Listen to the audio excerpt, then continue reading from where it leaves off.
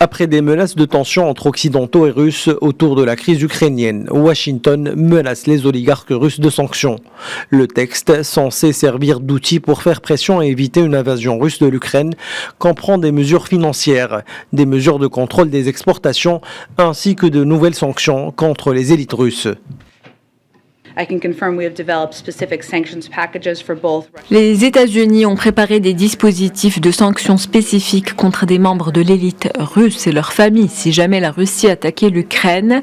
Washington a identifié des individus appartenant ou gravitant autour du premier cercle du Kremlin et ces personnes étaient des cibles particulièrement vulnérables à des sanctions en raison de leurs liens financiers très étroits avec des pays occidentaux. Ce n'est qu'un élément parmi d'autres dans notre volonté de frapper la Russie sous tous les angles. L'atmosphère tendue du Conseil de sécurité et celle qui régnait dans les couloirs des Nations Unies ce lundi était le parfait reflet du dossier ukrainien. Une diplomatie en manque d'élan. Washington cherche à punir Moscou sur la défensive et au milieu l'Ukraine frustrée.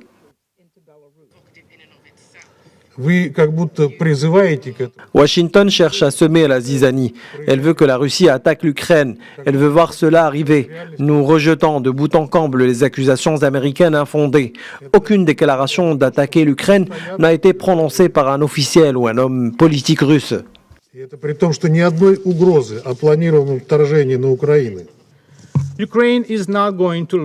L'Ukraine ne va pas lancer d'offensive militaire ni dans le Donbass, ni en Crimée, ni ailleurs. L'Ukraine ne voit aucune alternative à la résolution pacifique du conflit en cours et à la restauration de sa souveraineté et de son intégrité territoriale. Cela dit, il y a une recrudescence des campagnes de désinformation russe, notamment de fausses accusations selon lesquelles l'Ukraine comploterait une attaque militaire.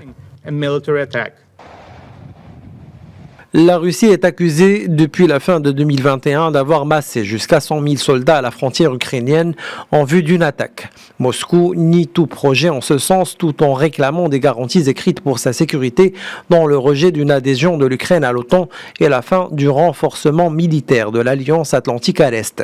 Cette demande clé a été rejetée par les États-Unis cette semaine dans une réponse écrite à Moscou.